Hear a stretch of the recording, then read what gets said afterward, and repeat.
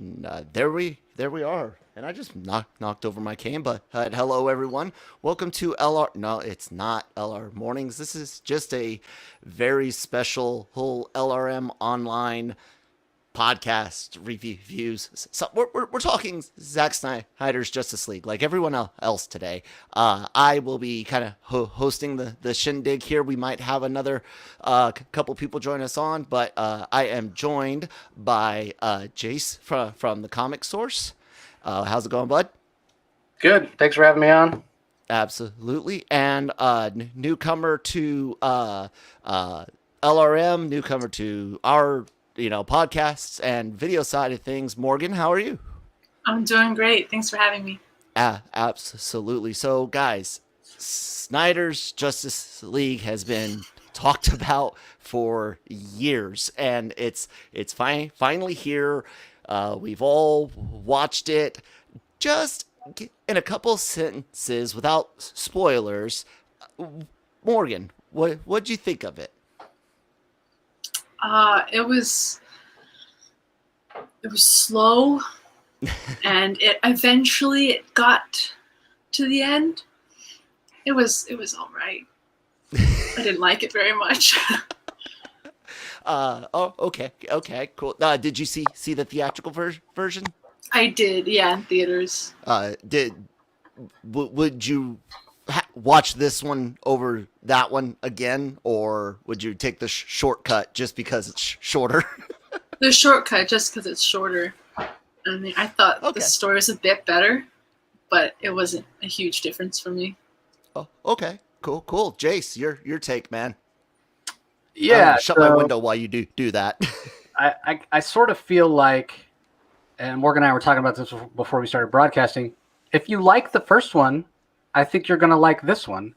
If you dislike the first one, I don't think you're going to like this one. I find it very unlikely that somebody would say, "Oh, I hated the first one," and I'm talking just on merits of the movie, right? Mm-hmm. You could hate the first one because you feel like Zack Snyder got the short end of the stick because he didn't get to put out the movie that was his vision or whatever. Like, leave all that aside. Just judging on its own merits.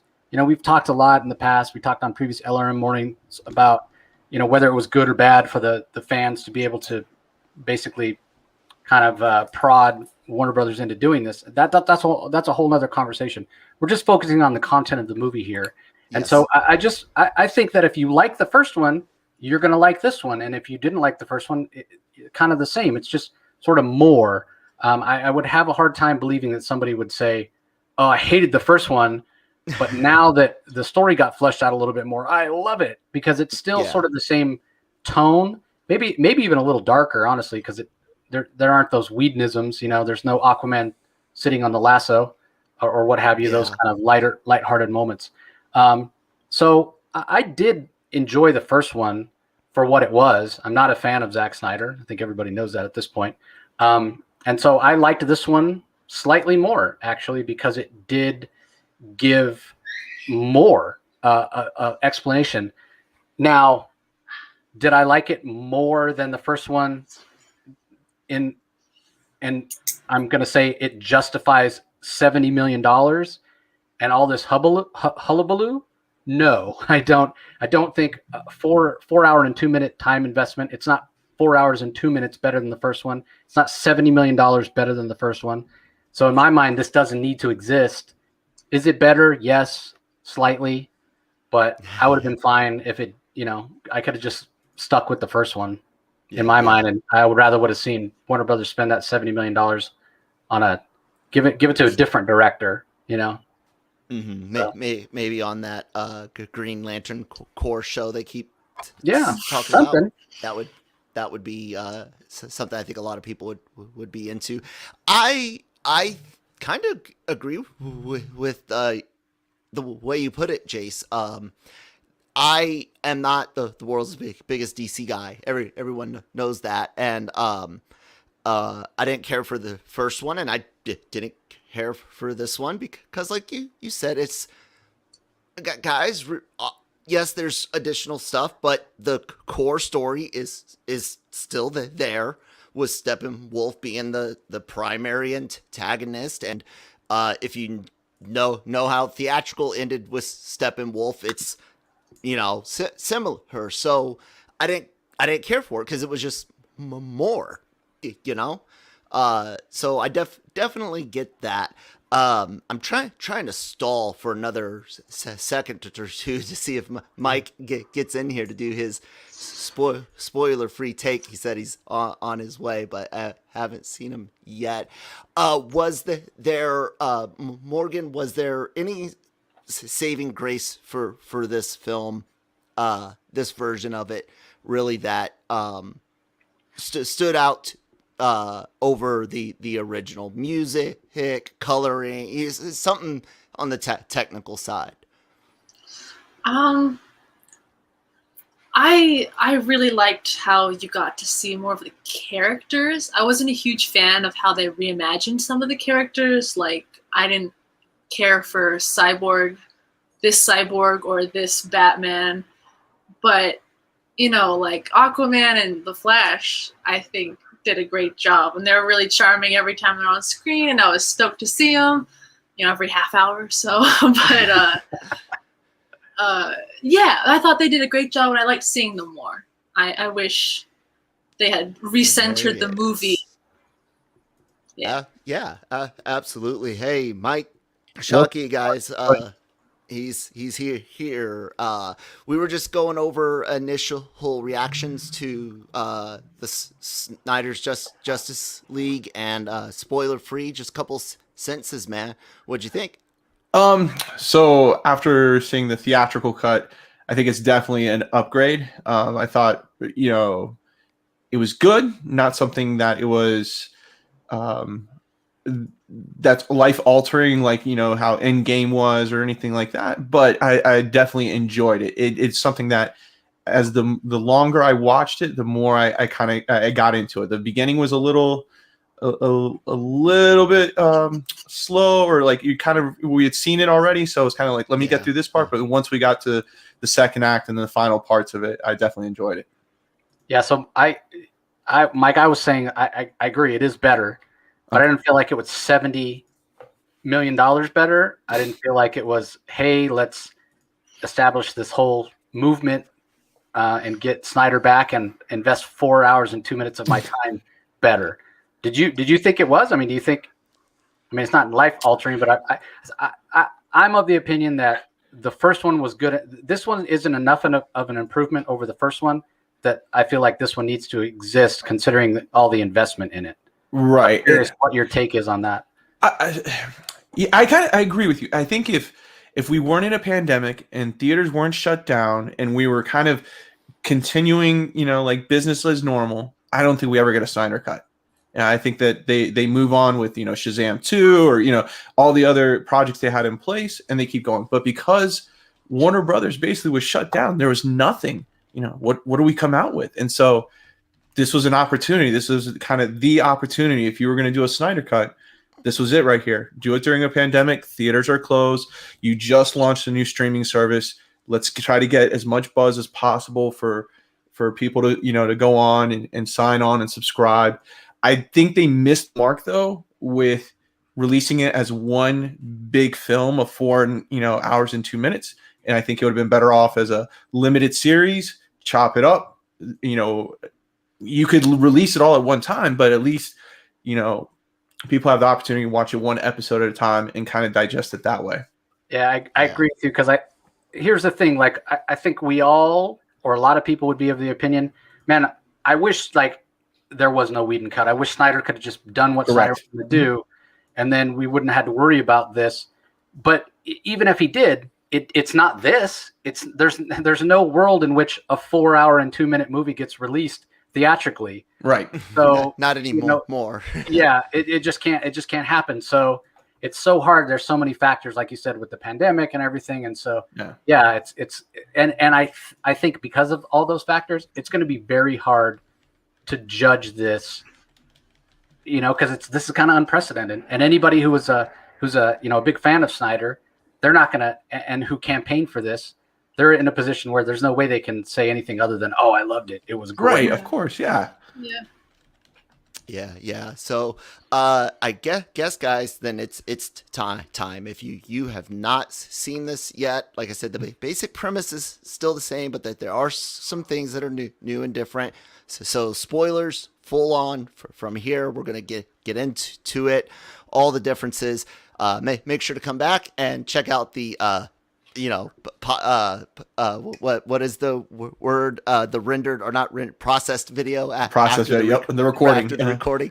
There we go. And check that out, guys. And spoilers, Steppenwolf dies, and the end, right? We're done. We're jumping straight to the end right now. No, this movie, it's long.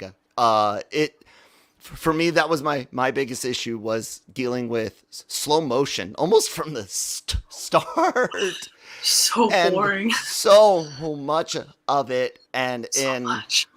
in Snyder's establishing thing. location shots, and I know, but at 4 hours, and What cost? like, it looks great with the flat hash, but I mean, let's all take it at that.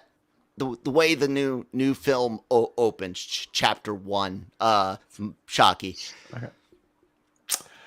So chapter 1 is very repetitive. If you saw the theatrical cut, there's a lot of it that is Whedon, and Jeff Johns and stuff basically used the first acts and so forth of what Snyder had put together, and just basically used that.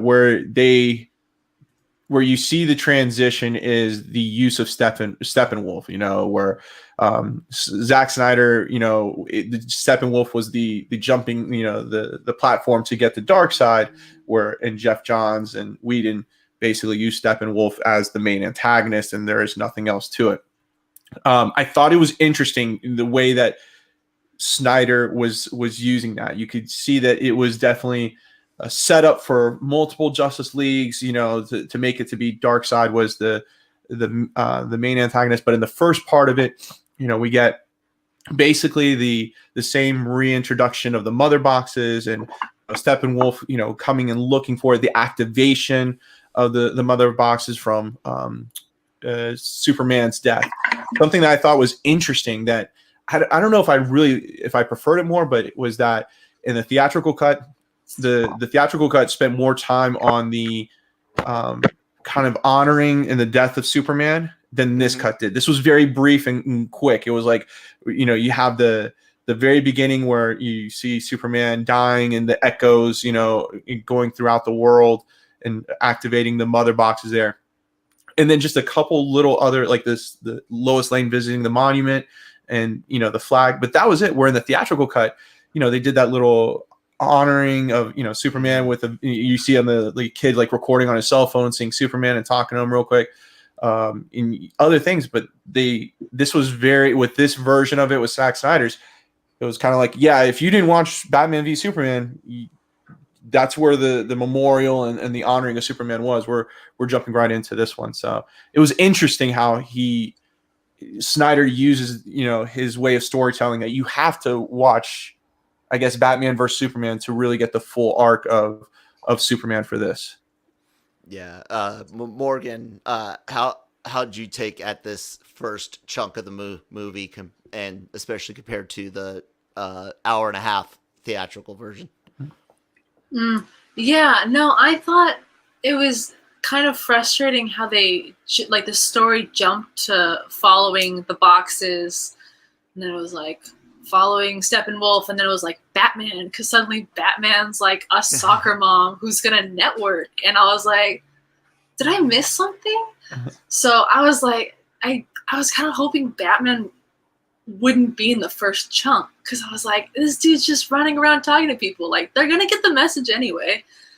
Like, yeah, I just felt like there was a lot of wasted time, and it was jumping to the Flash and Cyborg and like little crumbs, but I was like, it gets how it leads up eventually, but when you're watching it, you're just going around the merry-go-round of 7 different stories. Yeah, it was repetitive. Yeah, I could see that. The thing about BVS, and one of the things I can't stand about Snyder is Superman's inconsistent reaction to kryptonite, where Spec has him on his knees, but in another scene he could carry a freaking scythe made out of it, or scepter, or whatever it is, and fly at full speed with it. And I watched it and I was like, they lie.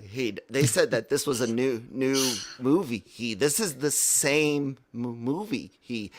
Cool new shots. Some CG looked better, but not all of it.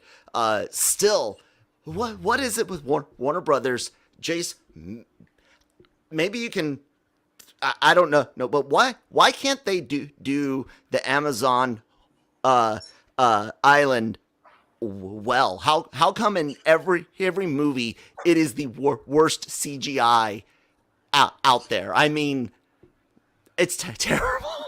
Yeah, I mean, I think it goes to they're trying to make it all goes to scope, right? I mean, when you've got 1,000 horses and 1,000 things to render, it's just not going to look as good as when you're only doing one thing to focus on. But CGI is problematic throughout for me. I mean, Steppenwolf. I think they cleaned it up a little bit. I thought they did. Well, I mean, they changed some things around. I mean, obviously we got much more Darkseid this time, but I don't think he looks good. Steppenwolf, they I don't know what they did. Gillette, sponsored by Gillette or something. He's got all these razors on him now, and I just think he looks terrible the whole time. And yeah, I mean, like you guys said, the whole first act is just a slog to get through. Right from the start, I knew we were in trouble when we see Batman, or Bruce Wayne, I guess you should say, he's not in costume, and he's pulling his pack horse or what have you, and it's playing the credits, and he's just walking along this ridge of mountains forever, and I'm like, let's go, okay, we know where he's going. Come on, can we get there already? Yeah. And then even when Aquaman swims away, and then they start singing this Icelandic song. What does an Icelandic song have anything to do with Atlantis? Why am I having to listen to this? It kept happening. It did. Let's go. The whole beginning, I was so confused because they kept having these close-ups with these random women. Yeah. And it was Aquaman's Icelandic women. The Flash was just falling in love with this gal. That was weird. Is she important?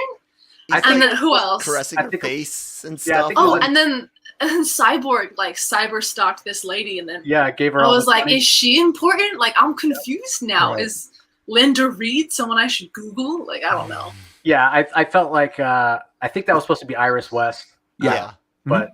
Okay, yeah, so that was kind of. She will be in the Flash movie too. Yeah, so that was just creepy though. But the other thing, and maybe it's been so long since I've seen Justice League. Maybe I'm misremembering. Does Wonder Woman use her Uber bracelet power to take out the leader in the Whedon cut also? I don't remember that because I would have. So that scene was a lot quicker. The bank scene was pretty fast. She uses her lasso, figures out what's going on, and the fight scene is 30 seconds or less. And she takes the bomb, throws it up into the air, that's it, right? And that's it. And everybody's arrested and moved on. So what I don't understand about this, I know this is kind of nitpicky. She's using the leader's using the automatic machine gun, and she's able to block every bullet, which is freaking awesome and amazing. So clearly she's fast, right? But then when he goes to reload the gun, she uses her Uber power and blows out the wall of the bank and endangers all the police below with all this rubble. Just trying to flex on him. She could have just super speed up and bent the barrel, and that would have been cool. But because Snyder, it's got to be more cool to have an explosion and all this rubble. And I was like, no. It's dangerous. Yeah, I don't. It's expensive. Yeah, I don't. But I will say, you were talking about the Amazons earlier, Kyle, back to your initial question. One thing I do love is I love when we get to see these powerful Amazons. I loved it in the Whedon cut. I loved it in this one where they're breaking down the pillars that hold the abs. Yeah, the ab. I mean, they're just awesome. And getting to see these really powerful women, I think that's great. I wish we had more of that. I feel like if anything, we got some of it in the first Wonder Woman movie. I didn't feel like we got as much of it in. Still, the Themyscira scenes in Wonder Woman 1984 were good, but they weren't as good as the first one. They weren't even as good as this. Just seeing those muscular women like be badass was great. I loved it. And Morgan clearly, as our female contributor here, loved it as well. Just seeing some badass chicks, right? It's cool. I got a question though, because I don't read DC Comics, and I've got a thing against horses right now because since 2012, and Disney purchasing Star Wars, I've had to deal with 3 types of space horses in Star Wars now. So here's a horse question for you, Jace. Do Amazonian horses scale up in weight or something? Like, why did that horse falling on a not as powerful as Diana, of course, who's got god blood in her, but still more powerful than humans? How did that horse hurt her? So holding giant doors and stuff, and a horse what? Yeah, I thought it was implied that she got shot. Was it? Or maybe. I was doing something at the same time, so I was like, "Oh, she must have been shot." My wife was like, "Is a horse killing an Amazon?" Yeah, I think so. Yeah, even her partner who wasn't injured should have been able to lift it off her. Lift the horse. Yeah, I didn't. Yeah, that again. There's a lot of little. Yeah, there's a lot of little things like that. Like the. Yeah, that's bad writing. Yeah, well, the Kent farm being foreclosed on. It's been established for a long time that the Kents have lived in Smallville for generation, like 200 years. They own that land. Like, there's no bank foreclosure kind of thing, and so it's little things like that are kind of. I mean, the random fan's not going to know that, but for me, it's like, ooh, you can't kick Ma Kent off the farm, Zach. That's not cool, man. That doesn't fly. I found a lot of the dialogue in this cut, even because Shockey, like you said, there's on the one hand, he wants to say you have to have seen my other movies to understand this one, but then he has Wonder Woman straight up anime exposing the lasso of truth, like That's terrible, and I was actually surprised, because I thought he said he didn't use any of the Whedon only footage, right? He used nothing that was just Whedon, right? Yeah, right? Correct. Okay.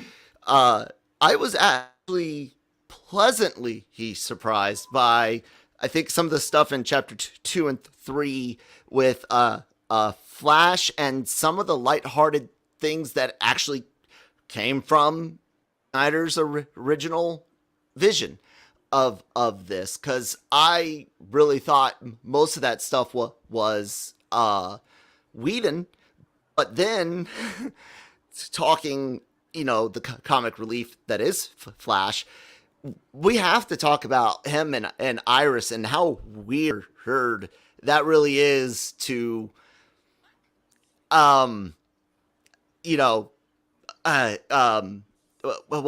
lurk, like, what was it called, online stalk, but in the Speed Force. Like, that was a very, very weird thing, and that threw me off. Anyone else get really thrown off by that? It was creepy. Yeah, Chuck, you haven't said anything in a while, man. Because I'm trying to put the timeline together. To your point, so you have to remember is we got to go all the way back to Batman v Superman. The reaction from that, they were filming Justice League at that time, and there was so much backlash about it being so serious and being such a serious movie.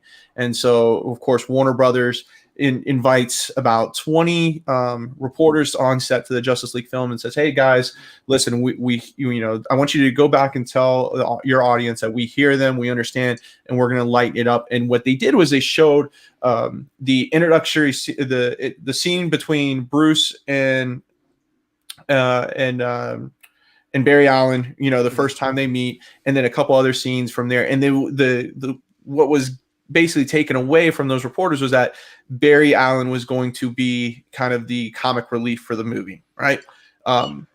There's the Iris West scenes, the car scene and everything that I know we've read about. It's rumors and you don't know how much, but pretty much Jeff Johns was on set during the filming of this, and he did not want he wanted Barry to be the comic relief. He didn't want Zack Snyder wanted this whole backstory with Barry, stalking Iris or and seeing Iris and saving her, and that was not what Warner Brothers or Jeff Johns wanted. And so when the Snyders stepped away, they took all that out. And so I think that's where we see kind of that the uncomfortableness of the character, I guess we can say, is that we see the comic relief, the lighthearted version of Barry Allen, but then you get this creepy, I guess, like stalkerish type Barry Allen. That's, they almost, and so it's almost two characters played by one guy, type right. deal. And so, yeah.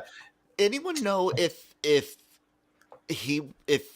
this Barry Allen is supposed to be on the autism spectrum? There's like some conversation pieces with his dad about the finding friends, the foot in the door, and being really really proud about certain things. My son's not on that spectrum, but he's got something similar, and some of that stuff I kind of caught, which if they had went down that road might have made that scene a little bit more contextual, because he's socially awkward. Yeah, I haven't heard that. I will say this: of all the characters in the movie, Barry Allen is the least like any comic book counterpart. Like, he is absolutely 180 degrees from what he is. Not that he's some smooth operator, ladies' man in the comics, but he is confident, and he's much different. He would never be the comic relief. If anything, people would accuse him of being boring or kind of stuffy. So he's the greatest departure from anything that's in the comics. That being said, I did like that character a lot more in this version than I did in the first version. But I did think that scene was creepy. But the biggest part about that scene that bugged me was the fact that the truck driver was driving down like a whole city block trying to grab his hamburger without his eyes. Like, dude, nobody that drives a truck is going to be eyes off the road for that long. It's not going to. I'm like, oh my God, this guy's driving for like a full 45 seconds without looking at the road. He had already. It's a really good burger. He had already passed the 5-second rule. Already upgraded to the dangerous 10-second rule. And he was on like 45 seconds. Unless you've been deployed, you don't touch the 15-second rule. Okay, guys, deployment you can trust me. That's all right. Jace, do you think is Barry Allen in the comics is usually older? Is it because he's like the young kid of the group in this movie? It kind of played up that naivety. Is that why you're? Yeah. Does it happen in the comics? I mean, when we first meet Barry Allen, he's already established as like a CSI crime scene investigator. He works in a lab. He's very much we've never really gotten any stories of like a young Barry Allen or teenage Barry Allen. I mean, he was in the crime lab when he got his powers. So he was already, grown up and had a career, and, his life had tragedy with his mother being killed and all that kind of thing. But yeah, he's just not the kind of character that jokes around. And that being said, the fact he was so different from what he was like in the comics in the Whedon version bothered me more than it did in this Zack Snyder cut, because I feel like, because we got more backstory, we got a little more understanding into who he was. And I don't know, he didn't seem quite as socially awkward to me. He seemed a little more competent when he needed to be, especially when he's alone. I think the scenes that work the best are when he's talking to himself. Come on, Barry, you got to break the rule. You got to go faster than the speed of light. And that, that sort of introspection and talking to himself and building up confidence, that is something that he might do in a comic. That was the closest he ever got to being who he was on the comic page. I just felt like we got to know him better, and his character, for me, was the biggest improvement over the first time. And I really liked how they got rid of I guess it was the Whedon scene where they're trying to save the scientist, and Barry stops Bruce and says, I've never gotten into a fight before. In the Whedon cut, it almost makes it like, Barry doesn't know what to do. And so like he's a wimp. Yeah, he's a wimp and stuff. And this one, it was not even a part of it. And I was like, Yeah, that's good. This is with regards to the Flash, we don't even get a backstory of how he got his powers. And so, like you said, Jason, in the comic books, and he's older when he gets his powers while he's as a CSI. And this one is, like a mutant, or like, was he given these powers by, a god or something? That's something I think, whenever they do Flashpoint, that they need to address, because it's kind of a weird thing to say he has these powers, but he wasn't in CSI. He wasn't in a chem lab or anything like that. Was it in high school? Yeah.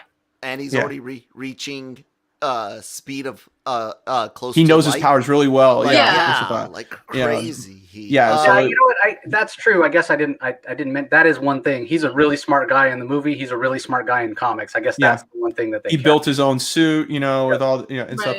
So he's smart, but like, how did he get those powers? How did he, or was it because of him getting these powers he became like with this Barry Allen? How did that all come together? That's the one thing that this movie didn't address, and I hope it does. In Flashpoint or somewhere along the lines. Yeah, I kind of wanted to ask Morgan, because she mentioned this earlier when she was talking about her the first portion and Batman going around and kind of recruiting. Because one of the things on my list of notes is he does seem much more open to teaming up.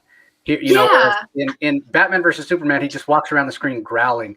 There was I don't want to say a softness to him in this, and we see it definitely is when he tells Alfred, like, faith. He's going on faith. I'm like, that is like not a Batman thing to say. When? But, Yeah. As a giant Superman fan, I'm gonna attribute it. I'm gonna give credit. I'm gonna say, man, Superman is so great at inspiring people. He's even inspiring Batman to have faith. So maybe you can look at it like that. But was that what you didn't like about it? That it was not the hard-edged Batman that we're used to seeing from Snyder? Yeah, no, I grew up with the cartoons, so like Justice League and Justice League Unlimited was my go-to. And he's not a team player. He's like, I'll help, like I'll fund this and I'll contribute, but like this is your team, it's very cute, And here he turned into like this soccer mom.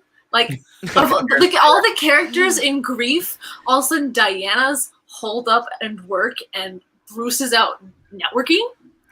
Like that's a switch. Like what happened? Yeah, so I was kind of salty.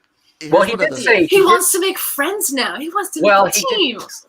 The only hint that we get is where he does tell, because Alfred asked him about that, right? And he does say, "I made a mistake," and he feels partly responsible for Superman being gone.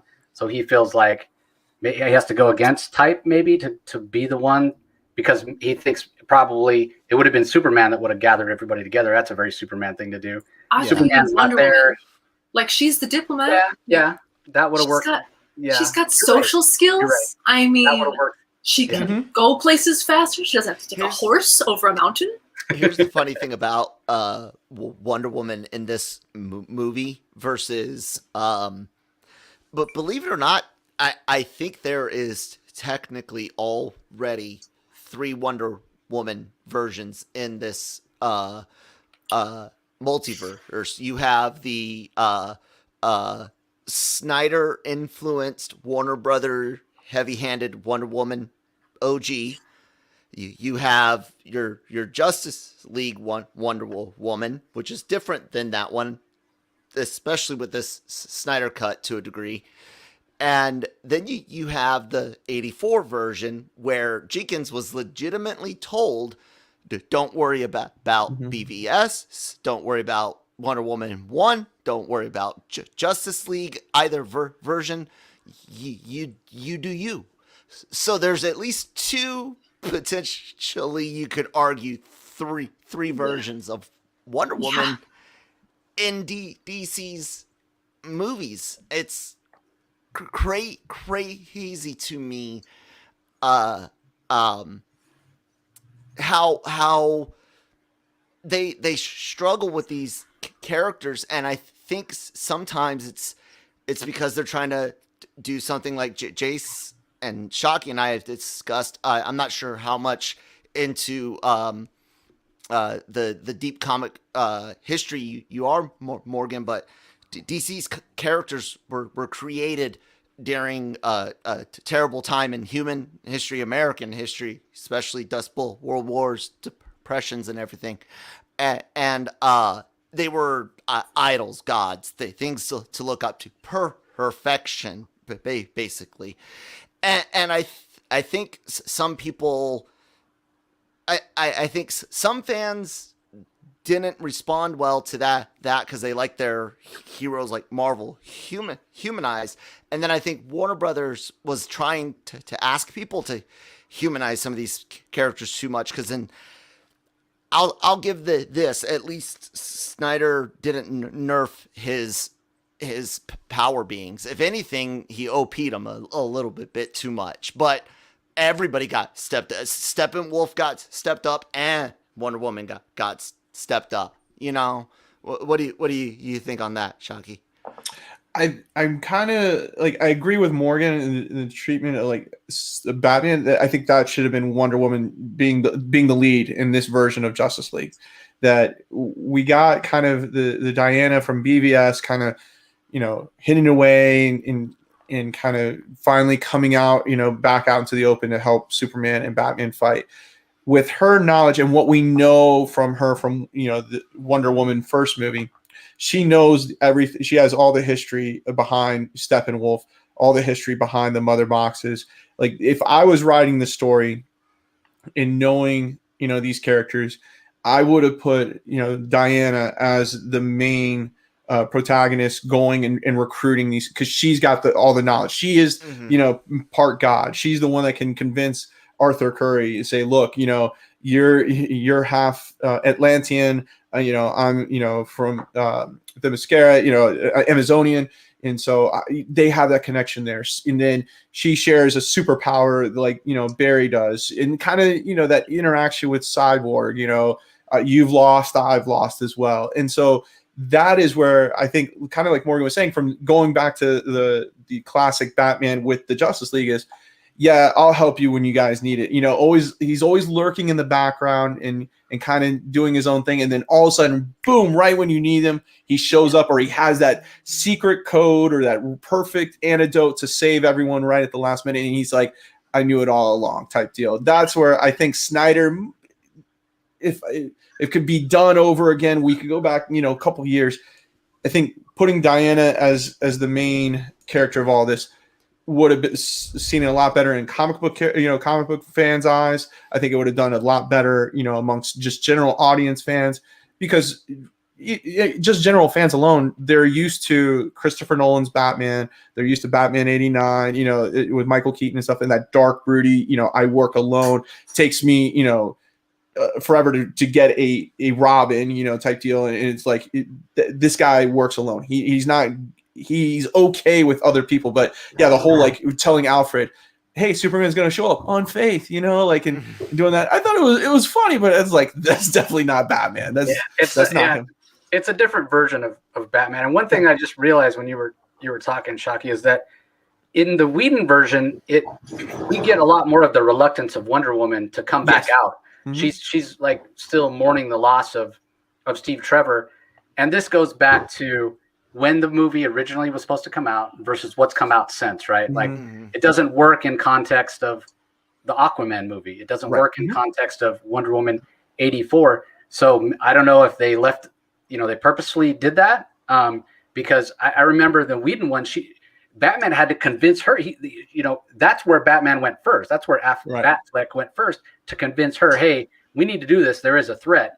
Because she just wanted to hide away and not even be Wonder Woman anymore. Whereas we didn't get any of that in this. She's like right on board, like right from the start. Mm-hmm. As far as her, and I agree with both Morgan and you that she would have been the one to go. You know, if there's no Superman, and even if there's a Superman, maybe she's the one that goes out. I mean, there is kind of the whole Amazons and Atlanteans have been at war kind of a long time, and so maybe that's problematic. But maybe that makes for interesting friction point. But it does bring me to one of my other notes. How does Aquaman? Well, first of all, the scene where he's walking out into the surf, drinking the whiskey, I just call it a Snyderism at this point. Why do you have to just slow motion and making it drag? I mean, that's 300 right there, man. Oh my god, that is 100% straight from 300. I want to, and that's not like HBO has a good fast forward. HBO Max has a good fast forward feature where I can watch it at time speed. But the other thing is, how does he actually swim? Because it looks like he just flies underwater. Just float. Yeah, Just floats. Yeah, and as far as I know, you still have to like actually swim, and maybe you can just do one arm stroke and you coast for a long time. But he doesn't do any of that. I'm like, that's not how his power works. So that always bugs me whenever I see any Snyder does any underwater stuff. It's like it's just magic. He just propels himself somehow. Are they just kind of waterbenders? Yeah, pretty much. Is he shooting water out of his butt?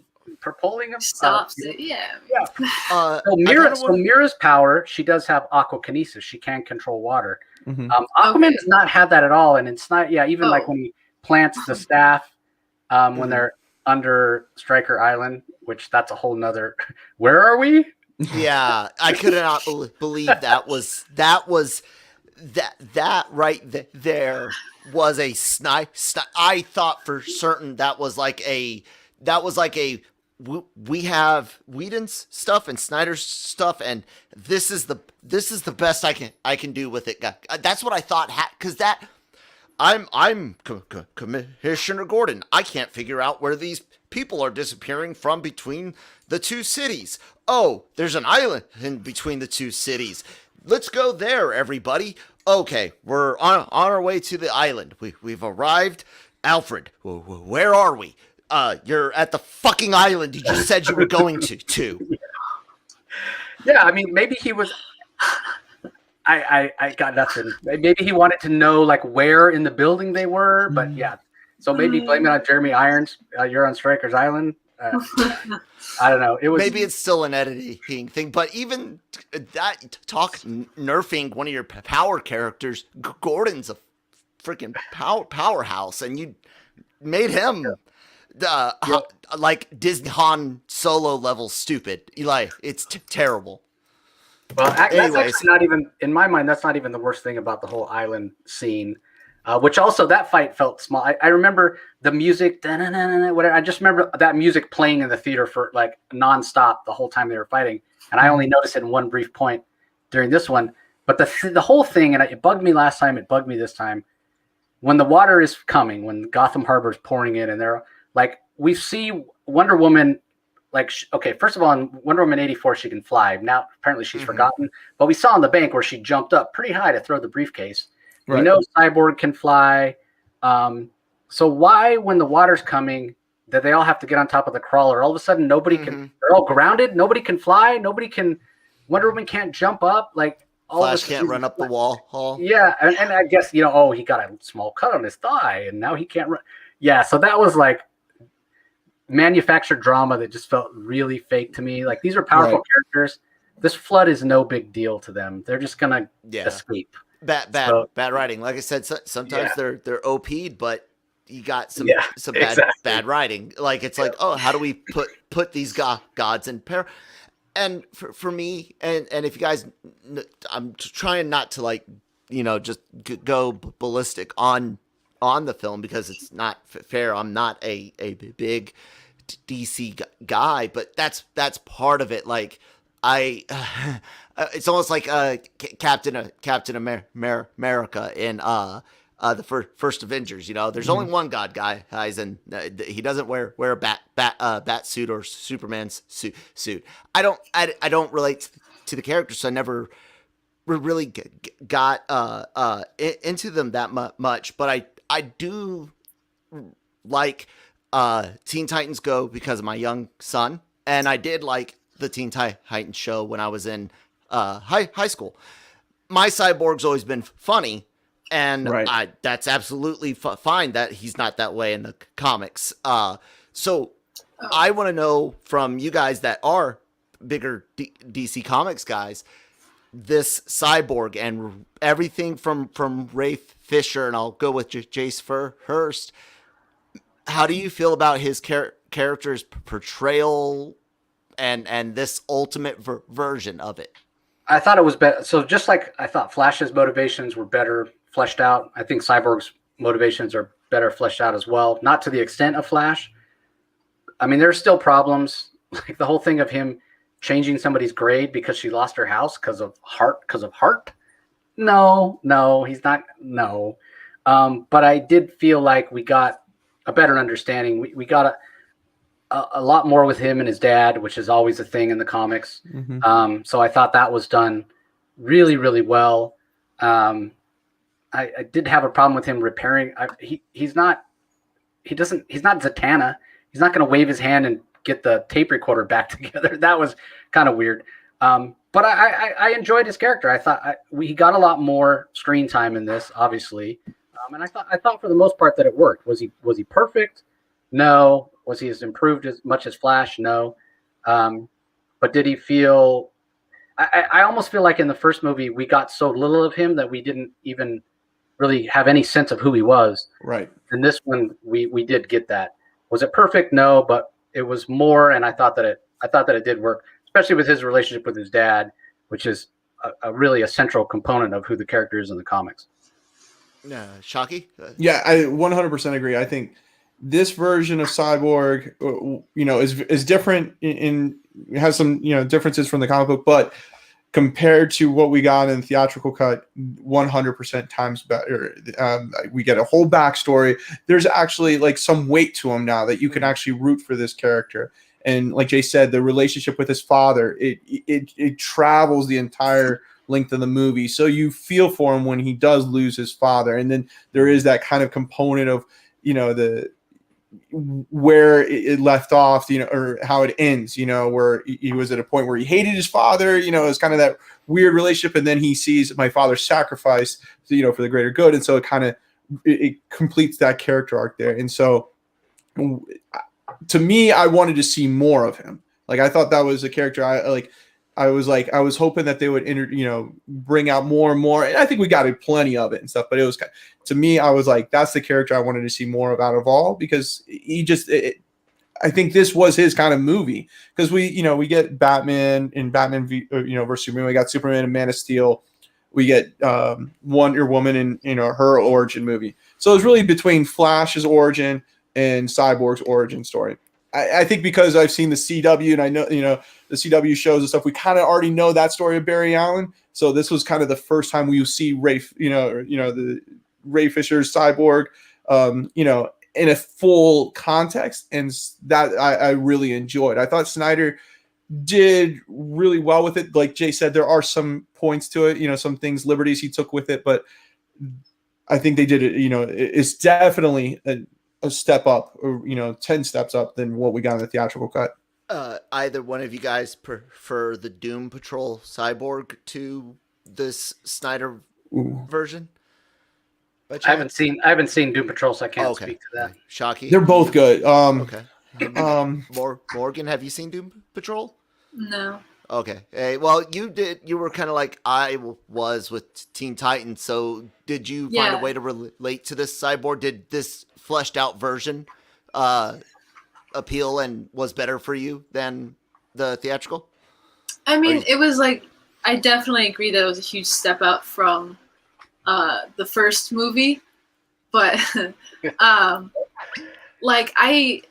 I've only seen Cyborg in cartoons, so like DC animated or Teen Titans, and he's always been like this charismatic character who's like, I'm part cyborg, I'm like part machine, but like I'm so human, like I'm so charismatic and funny and like a team player because he's a football guy. Yeah. There's this whole shtick that was like very consistent, and so I guess I haven't read the comics with him, and all of a sudden he's like this. I get that he's grieving his life or whatever and his mom, but he was just so robotic. And I was like, dude, I get you're a robot, but like, I thought that was the thing. There's still some human in you. Yeah.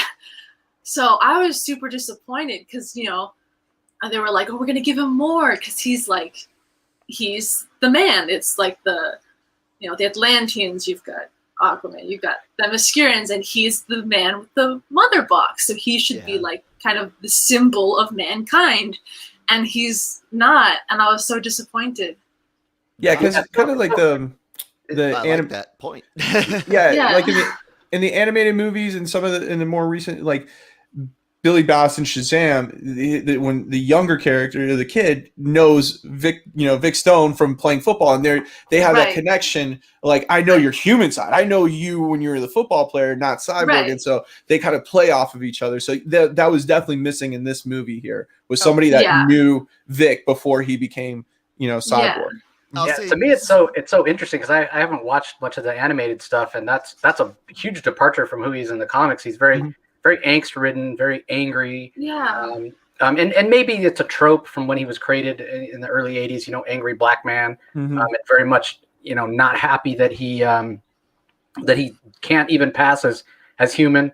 There was one story in the mid to early '80s where he got some. Basically, his cyborg parts got replaced by what could pass for human, so he could kind of like these prosthesis. And then as soon as he used a little bit of his powers and got hot, they like melted, and it was a big thing. Like looked like half his face was melting, and he was so angry about that because he just wanted to look normal. So that's the Vic Stone that I know. So that's why this kind of works for me. That he's, but you're right, Morgan. I mean, it's not the best acting job by Ray Fisher. He could show a little more anger, kind of a simmering anger, rather than it's almost like he's either throwing a tantrum or he's just like indifferent. Imagining Hulk and Thor talk about raging fires versus small fires. Yeah, he wasn't even that angry. He wasn't even that sad. Like he was just so blank. He like stood there. Yeah, and I was like, very robotic. Yep. Come on. Like, I don't know if it was the script and he just interpreted that way, or just like, we should go talk to Ray about it. But I did think it was the mother box scene that we got in this cut at the end, where he sees himself, his mom, and his dad, just like there's 3 mother boxes. The mother box tries to trick him. I did kind of like that, and of course he sees right through it, which shows his intelligence. He's a really smart guy, so I did like that. And that's another big departure. Mother boxes in the comics are in every version, every part of the multiverse. They're good. They're good things.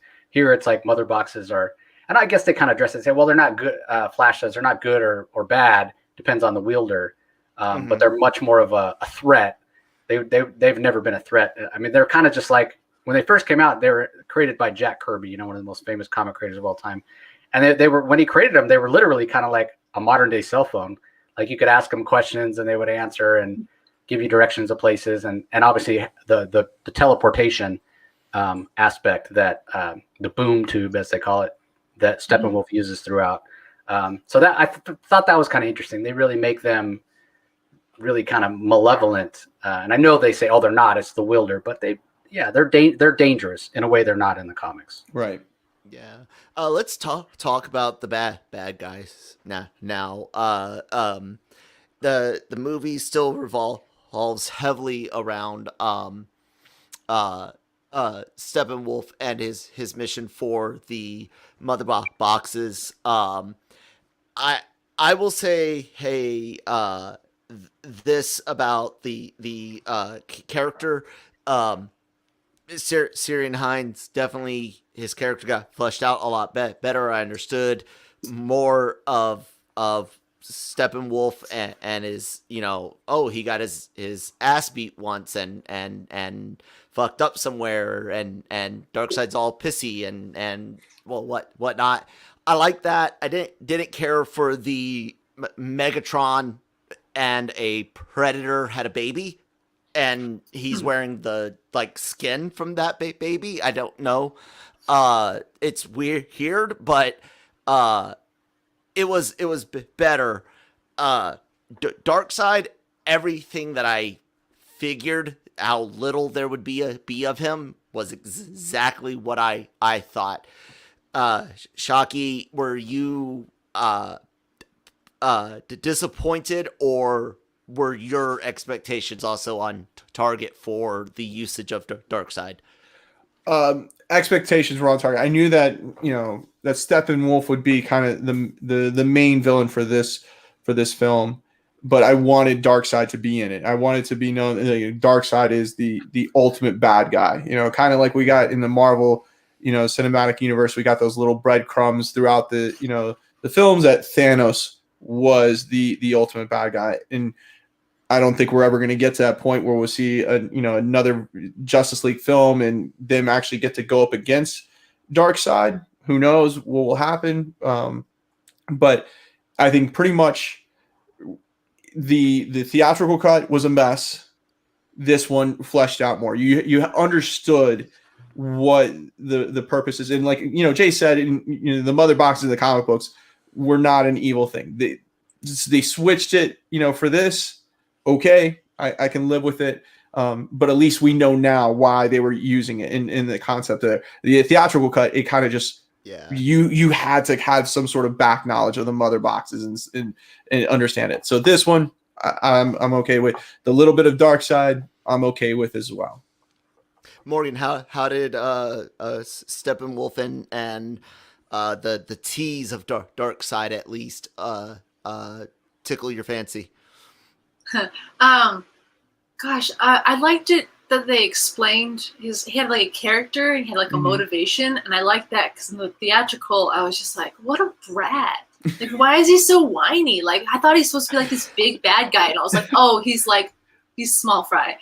So I liked that part of it.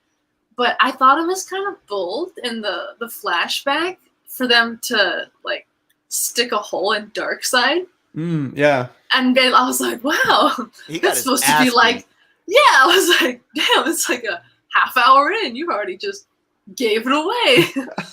And then they were like, oh, we can't do it again. I was like, yeah, you can. I just saw it. So I wasn't sure about that. But Oh, Jace, have at it, man. So for me, first of all, he's got his notebook too. Well, I mean, I don't have that much to say actually, because I don't think there's that much there to these characters. I think correct me if I'm wrong, but they're voice acted, but they're not motion captured. Is that accurate? Right, CGI. I think that is a problem because they feel so fake. They feel so rubbery on the screen. Shaka, you mentioned Thanos. Thanos, even if he's on the screen for just a moment in an end credits, scene, there's malevolence there. Mm-hmm. There's an inherent threat level. Heaviness. Weight, exactly. You never feel that with Steppenwolf. He looks terrible. You never feel that with Darkseid. And it's never more clear than in the epilogue when Desaad sasses him. He failed, just like I told you. If Desaad talked like that to Darkseid, Darkseid would beat the living shit out of him. Omega beams, you're done, you're dead, you no longer exist. You don't sass Darkseid. Darkseid is a badass, and we don't get that. The way Desaad talked to him at the end, I was like, what? Desaad would never. And Darkseid's like, yeah, you're right, blah, blah, blah. I'm like, no. So it didn't feel like Darkseid to me. He didn't feel like a threat.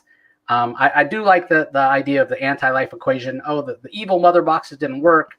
Let's get Darkseid back to his primary motivation. Mm-hmm. The anti-life equation. So that was cool. Seeing him defeated early on by the heroes of Earth was kind of cool because you can think of it as, Darkseid's got more powerful over time. That was when he was just starting out. Maybe he had just killed his father and taken over Apocalypse. So you can think of him as kind of, inexperienced and learning the ropes. So there were things that worked, but the biggest thing is just he wasn't malevolent enough. He wasn't a big enough threat. And that Desaad scene just really, like, I already wasn't really a fan. I'm like, man, he just doesn't feel like a big threat. And then when Desaad sassed him and he just let it pass, I was like, nah, this ain't my Darkseid, son. I was kind of waiting for Darkseid to like punch him or something, or split him, like split him in half or something like type deal. Yeah. If they had done that, that would have shown ultimate Darkseid right there. It would have established something. So, I almost feel like when you look at this movie and you rank them in order of what Snyder feels is important, number 1 is spectacle. Mm-hmm. Number 2 is the heroes, and number 3 is the villains. They're that's all his movies are. No, number 3 is the song Hallelujah. Yeah, well, I was surprised it didn't show up until the credits, to be honest with you. But they feel like an afterthought. And that's all his movies. Like, even going like to some of his better films, like 300 and stuff. Like, Xerxes is an afterthought. It's always about the Spartans. Dawn of the Dead. It's not really about the zombies aren't really ever a threat. So Well, they so are, very very. dude. How bad are we all zombie fans? Everyone Oh yeah, like zombie movies? Well enough. I guess. How awesome! Like how I was blindsided. That was With the little girl. My first running zombie ever. Oh really? Was Dawn of the Dead version? Other than some real low grade B movies, but like that was great intensity in the at the beginning scene. with the little girl and stuff, and dad so cool. But then once they get in the mall, it's kind of. But that's Zack Snyder. He's more for the protagonists, the heroes. He wants to set them up, and the villains. We'll get it in there. We'll get that backstory. I wonder, you say that, and I wonder how many of the things that I took note that really worked well, that were just little moments or little details that I was surprised that he paid attention to. How much was him and how much was Jeff Johns? Mm-hmm. Because as creepy as it was when Flash was rescuing Iris, did you notice how gentle he was when he was like turning her and putting? Because he's moving so fast. If he just like he'll like snap her neck because he's moving her so fast. So I did appreciate that. I'm like, oh, he's moving so fast. Being very careful. So was that Zach? Is that Jeff? I don't know, but I mean, there are things like that I'm nitpicking on things like how does Aquaman swim, or Wonder Woman using her ultra power to threaten all the police or endanger all the police below. So I got to give credit for doing things. Bangles, isn't that what that's called? A manacle, bracelets, bracer. Bracer, I think. I'm trying to remember like Final Fantasy and Dungeons and Dragons stuff. No, the gauntlet would go over the hand, but the one that's just the forearm is like and I'm just trying to show off geek art. I think you're right. It's bracer or something like that. Anyways. But one other thing I want to, because I threw him a bone on the Flash thing. Why does Cyborg open up the pack with the mother box before he buries it? I got the same thing written. Yeah, he wants to start just in case you're not smart enough to figure out what I'm burying in this. Maybe he wanted to just double check he got the right box. Maybe there's like multiple boxes in his apartment. He's like, wait a minute, let me just double check. It is the mother box. Yeah. And so shallow. Yeah. My first generation. Yeah, these aren't my first generation Air Jordans, right? No, it's the mother box. Okay. Yeah, we're good. All right, let's talk about the God in the room. Let's talk Superman. Okay, couple things big about this movie. Like you said, other than him dying and his voice going out and not really understanding the time, how much time has passed. Other than that, we don't get to Superman until the end. We get our standard heroes have to fight each other in the team up event, and then we get straight to going towards the we get to him finding himself getting in that black suit, and legitimately it does nothing from the comics. He actually flies up full powered and just Birdman. I know Soups is powered by the yellow sun too, but it's almost like an old Birdman cartoon where he's like, I got to get up to the sun to get my power. Help me, Avenger. And he just flies up, gets some sun rays, which he had already been soaking up in the cornfield. And I do like the not impressed and the fact that I don't care. I don't really relate to the godlike power too much, but the beatdown was legit. That was badass. To see him break the horn off was brutal, and just laser blast, punch, laser blast, fuck you, punch. Are you guys done yet? Laser blast. I was down with that. Morgan, what do you think about Soups? Okay, I was kind of confused because what is the upside to having your own fresh chance at the Justice League and right off the bat establishing that Superman is more powerful than the entire Justice League? What's the upside? I Well, they could just go home. Right. Yeah. What's the point? Jace, what your take on Soups and his big reentry and stuff? Yeah. So, again, I try to take this as, okay, this is a different multiverse from the comics. So the fact that the mother box brought him back to life, that's just how it came to be. In my mind, it diminishes Superman a little bit from what they did in the comics, where it was really just the fact that Doomsday never really killed him. Yeah, he just needed time to recover, basically to heal. So that was problematic. Yeah, it's kind of, he is wearing the black suit. For anybody who doesn't know, why does he put on the black suit? It absorbs more sunlight. And yeah, maybe he can fly, but he's about to go up in this battle and he doesn't know what to expect. So why not put on the black suit when he's walking through his ship? And what am I going to choose? So let me choose the one that's going to absorb the most solar radiation, so I can. Classic. Yeah, so I can. To me, the black suit doesn't do much, but I know a lot of people. Oh, black suit. What I didn't like is the fact that at the end, when he pulls his shirt open, he's still wearing the black suit. Yeah. Nah. But then later, it was to help him heal up and recover. When he's the evil guy, you should have been recovered by then. But then when you're the evil Superman, now you're going to put him in the colored suit. The nightmare scene, yeah. Yeah, so that the Injustice Superman. Yeah, those. But again, I'm kind of nitpicking here, but really, when you talk about Superman, you can't talk about him without talking about Lois, because for me, that's what it's all about. His love for Lois, which represents his love for humanity, and I think Kyle and Shockey know this, but Morgan, Superman is my favorite character. My wife is named Lois. So when people don't get that relationship right, it irritates me to no end. And Snyder he could maybe do his worst characterization of any character in the movie on Lois. Anybody who knows Lois knows how dedicated she is. The one thing that she cares about almost as much as Clark is her job as a reporter, investigating the truth and keeping people informed and safe. If anything, if Clark died, if Superman died, she would throw herself into her work more than ever. So her quitting, no, that doesn't work. Martian Manhunter pretending to be Ma Kent, cool, Martian Manhunter in the movie, but no, that doesn't work. So random. Batman and Lois out there in front of the police officers calling Superman Clark loudly. Mm-hmm. Secret identity, anybody?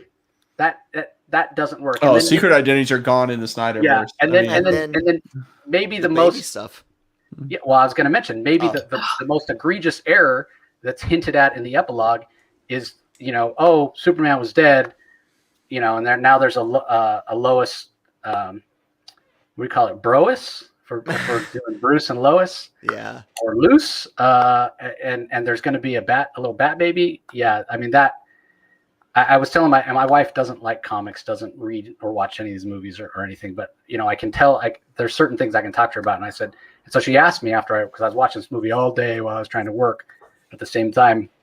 And she's like, oh, so how was it? And I said, well, it was okay. The biggest problem is what they had planned going forward, and they hint at it in this one.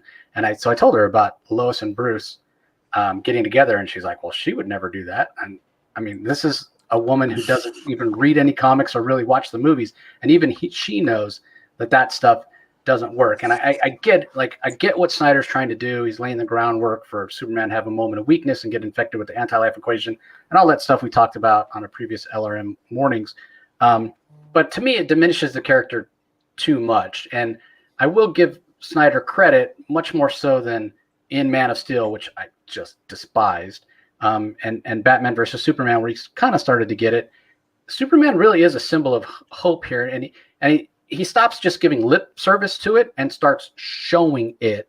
If we want to take the things like Batman saying, "Hey, faith," and it's all inspired by Superman. So there are good things about Superman, but I will say that the Whedon cut, I felt like added a little more frivolity to Superman. I remember in that big badass battle scene that you were talking about, Kyle, there were times where Superman smiled. Morgan was commenting before we started recording. Nobody ever smiles in this movie. Yeah, Snyder threw that out. Like, Yeah. man's just gonna beat the crap out of him. There's no smiles here.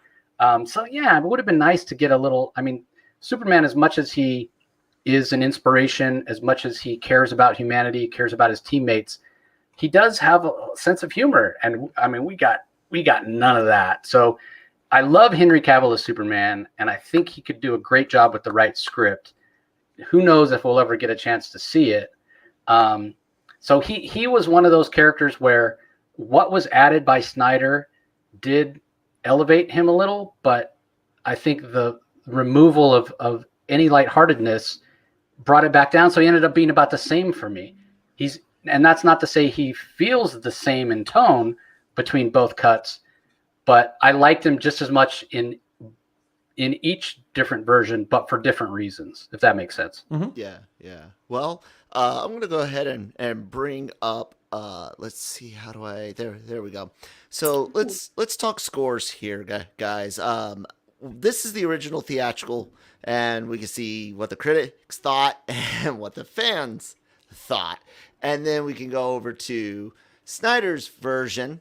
And as of right now, we have our 77%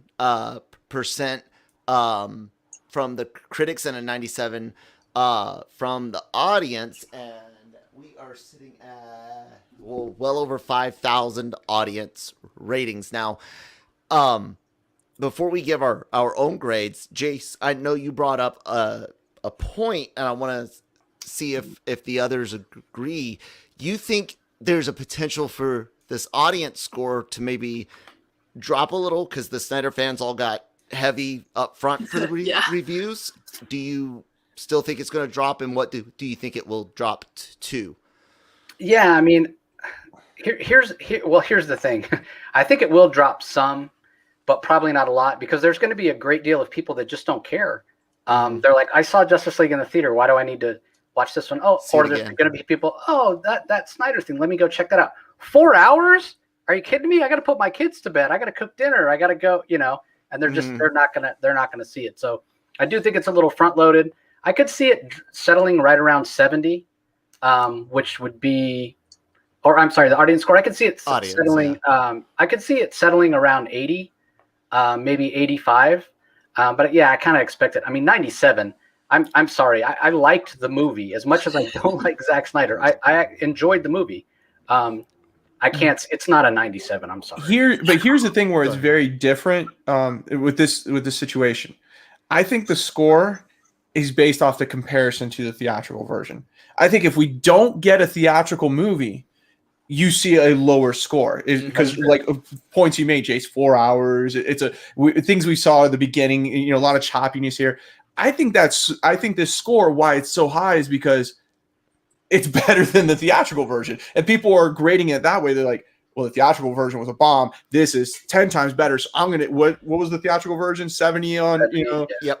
So it's got to be higher than that. And so I think that's where you're seeing people, even the non-Snyder fans that are watching this and seeing the theatrical version, they're like, well, shit, it's better than that. So I'm going to go with that. So it's not scoring just on its own. It's getting compared. And that's something that we haven't seen beforehand, where it's like, give us, a theatrical cut and then give us like the only other thing I think us ever seeing is what's his name? The Suicide Squad. Is it David Ayers? David Ayers' version. Like then we would say, okay, you got a comparison here and there, and you would see probably a bump up in that score because if we got the Phil Lord and Christopher Miller version of Han Solo, would that be better? Because we compare it to the theatrical version of what was, by Ron Howard. So yeah, I agree with you, Jace, that like, if this was on its own, we don't see that high of a score.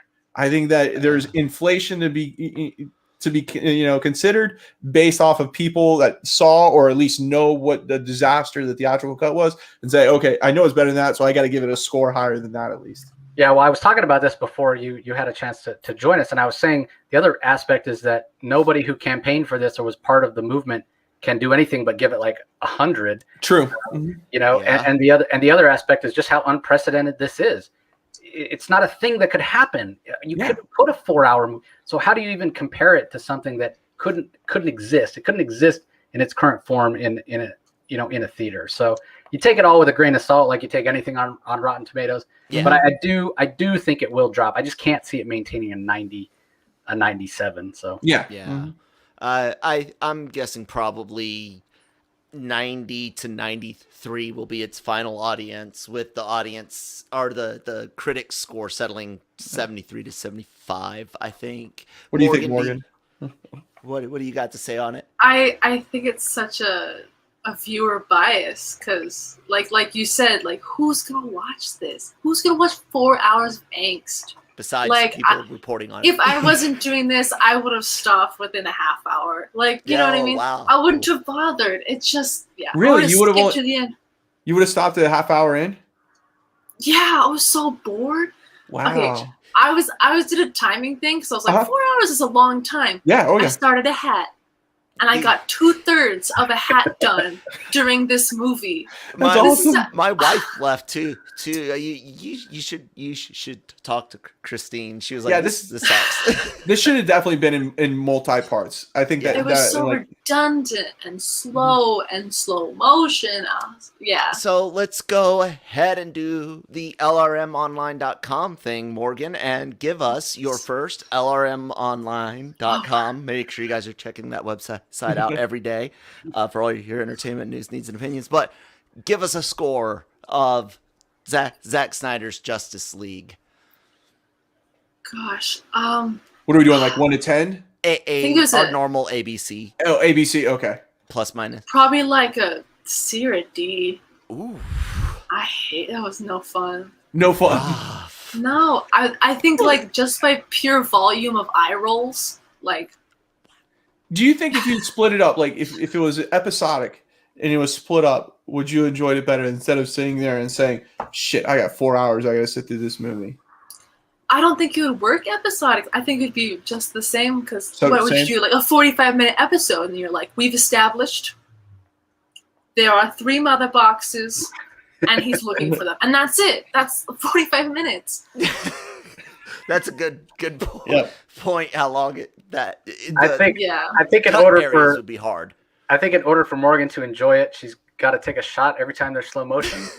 Oh, that'd be awesome. Oh Dead. God. That's a whole bottle of whatever You you're gotta borrow drinking. my Yeah. liver. That would be Wouldn't right. see That was the like end. my wife and I trying to get through Who Answer the Call, and we're just like we're taking a drink every bad joke, and that movie is nothing but bad jokes. Jace, go ahead. So I'll give it a C plus. I would say that the first one was an average movie. You know, I would give the Whedon cut a C. This, like I said, this one was slightly better. I'll give it a C plus. I maybe would have gone as high as a B if anybody could have bothered to tell Zack Snyder that, hey, just because this is your cut and you can make it as long as you want, put it as much as you want. There's still some stuff you should have cut out, dude. Even going down to 3 hours, and I understand he loves to use slow motion and he loves the establishing shots, but it just wasn't necessary. There were and it's not like he did them just in the beginning that we were talking about with Bruce walking across the ridge of the mountain range, whatever. I mean, we're halfway into the movie and Gordon turns on the bat signal and we get an establishing shot of Batman up on the tower. Look at me. Like, dude, we get it. Batman's cool. Like, you can stop that stuff now. And so, yeah, I just think with a little bit of editing. Do you think there was like any film, like edited film on the floor? I think this is the film that had like no editing. There was no clips on the floor. You Except hear about weird all these stuff. films where it's like, we left 6 hours of film on the floor. I think this one was like, there's one frame. That's it. All right, we cut that one frame out. Put the rest in the epilogue. They're probably, I wouldn't be surprised if there was a little bit here or there, other than the Whedon stuff. Of course. He Tyler Durdened it. Every Tyler every 60 seconds, there's one frame of something that was cut, and we just didn't see it. Yeah, he didn't leave out much. He did not leave out much. Shocky, what do you give, man? Let's see here. It's kind of weird because I'm gonna grade it. It's definitely better than the theatrical cut. We're at COVID right now, so I'll take really any movie, type deal. So I'm gonna give it like a B. I'm in a point right now in my life where like, shit, as long as we get a movie and it's like it's superheroes, I'm gonna take it. I'm gonna give it the greatest score ever. Because I just want theaters to open back up. I want to go back to normalcy and do all this. So yeah, I mean, like I said before, there's no way, no how we get this if there's not a pandemic. If there was not a pandemic, I don't think we ever see the light of day of a Snyder cut. But hey, we got it. It's here. 4 hours of our lives. For some of us, it took longer because we're like in the middle of doing something, pause, come back, pause, Life, so, kids. Yeah. So it's definitely taking longer than 4 hours. But hey, you know what? I mean, shoot, I'll take like a B because with all this, I'm going to take everything in that, it was in this whole bubble scenario that we're in and give it a B because damn, it's better than some of the other rerun stuff I've been watching. I can only watch so much of reruns and I binge. I should also say that the fact this is going to surprise a lot of people that know me that I gave a better because I dislike Scott Snyder strongly and his opinions on Zack Snyder. Sorry. Yeah. Oh my God, Scott Snyder. I'm wearing my Scott easy, Snyder. Easy what you say about Scott. Yeah. That's what this movie needed. It needed more Jarro. That would have lightened it up. Yeah. But anyway, yeah, I made these shirts for Scott and his family. But anyway, yeah, Zack Snyder. I don't like his take. I don't like the things he has to say about superheroes. So the fact that this improved, it's going to surprise a lot of people that I gave it a higher score than previous. Because if you asked me before, I would have said, yeah, it's going to be a garbage dumpster fire and I'm going to hate it and I'm going to give it an F. And kind of like Morgan said, if I wasn't planning on doing this with you guys, I wouldn't even have watched it yet. I would have got around to it at some point. Right. Yeah. Put it on Same. Put it on one screen while I'm working on other stuff. So I was pleasantly surprised. Like the fact that I'm giving it a C+ is for me is kind of high praise. So. Before I throw out my awesome score, I did make some points. I've mentioned a couple positive things throughout here, but I want everyone to know I'm not a complete. I'm not 100% a dick. To throw some NC humor in there, right? What's that? 99%. 99.98%. There we go. The things that I really did enjoy, like I said, the Superman thing was awesome. I still love Superman seeing Flash, and Flash's reaction is that is great. Amazing to it. Mara, I didn't know her ability to pull fluid like that. Badass. That made the air bubble make sense. I know they got rid of the air bubble underwater in the Solo film, but that was really cool for her to just no, you're fucked. You don't even know. And it was cool. And then they did straight up do an Avengers Age of Ultron, the flying into battle shot from the side with a vehicle. In Age of Ultron, it was Captain America, crashing the bike and flying off of it. But they did that 100%. But we all know about the borrowing and stuff between DC and Marvel, because guys, the creators they worked for both companies back then, like they do today. So I give it on its own.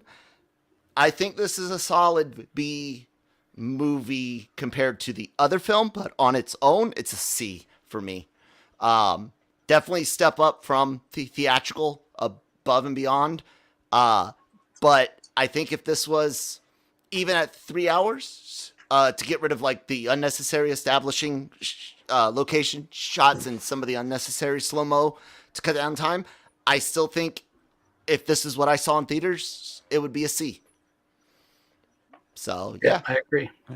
Anyone else got any final thoughts on Zack Snyder's Justice League? I'll say this one thing. I really enjoyed Jeremy Irons' Alfred, and the amount of time he got on this version. I was like, it made me kind of miss, get sad that, Ben Affleck's not having his own Batman movie, and we could see that relationship continue to grow, because I think that right there, that Alfred, that Bruce Wayne would be really cool to see on its own.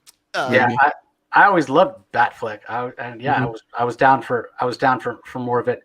What I'll say is kind of a final closing thought. I'm very curious to see now that we've got the Snyder cut. Now all his fans are released or restore the Snyderverse. Restore the Snyderverse. So I just wonder what. I mean, I've heard people say, "Oh, if this is a massive success, how do you even judge if this is a massive success?" Like we said, Streaming it's not subscribers. Yeah, I know, but I mean, I can't imagine that's not as easy a metric to just look at box office receipts and say, okay, it's Netflix worth. does it. Netflix, they do that all the time. I understand that, but But it's not Netflix right. Netflix is a different model. So what do you say to? Okay, we already told Zack Snyder this was it. This was a cold. This is what did they to use their words? This is a cul-de-sac. There's nothing that's going to come after this. So what if they Not gain according to 100,000 YouTube. subscribers? If they gain 100,000 subscribers this month, then we do get more. We do get Justice League 2 and 3. I don't know if you get. So I think if it's a success, you get, and Zack Snyder gets some sort of opportunity, but for HBO Max, not for theaters, but kind of like a Netflix big budget where he's going to get 120 to 150 million to play with, and that's To do a series. Maybe a series, maybe like just hey, let's wrap this thing up and put a little bow tie on it. Do you want it wrapped up? Do you want to, even if they required? I don't need to. I think the way baby, I think the way that this ended, I don't need it. Okay. I think it ended, and I think we're all at this point like, okay, it's over with.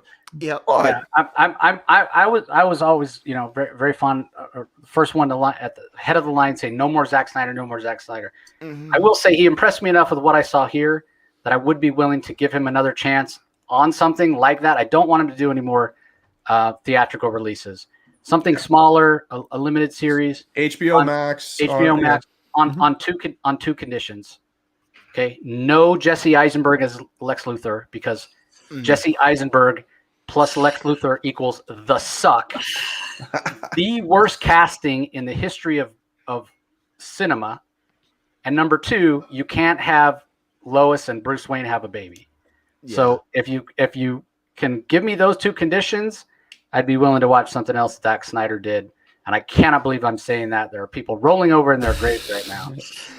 Oh God. All right. Well, thank you all for joining us tonight. Morgan, Jace, and Shockey, thank you so much for being a part of it. Everyone out there in the audience, tell us what you guys thought in the comments below, on the YouTube video, on the article, wherever you want. Check out the website, LRMonline.com every single day for all your entertainment news, needs, and opinions. Check out our YouTube channel. You're on it right now. Hit that little subscribe button and the bell so that way you can be alerted when all of our great content goes up. We are giving you guys more interviews than any other site out there, with writers, directors, actors, actresses, and we're A-list, Marvel, Disney, Warner Brothers. We had an interview with Deborah Snyder that's on the site right now that you guys can go check out. Producer on Zack Snyder's films and his spouse.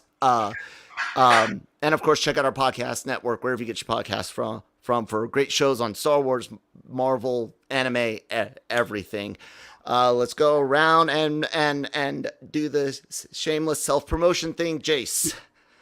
Yeah, if you guys want to know about comics, that's all I do on the Comic Source. Don't talk too much about some movies or TV because all the other LRM content covers that. But if you want to know just about the comics, just about stories, about the source material, or interviews with creators, be sure and check us out. We're available on every podcast platform, and we have a YouTube channel as well. And we also post some of our videos over on LRM. So just do a search for the Comic Source. I always love talking to fans and comic readers. So hit me up on Twitter. Just do a search for the Comic Source, answering questions or eavesdrop on my conversation with other comic creators. So anything comics you want to know, come right to the source.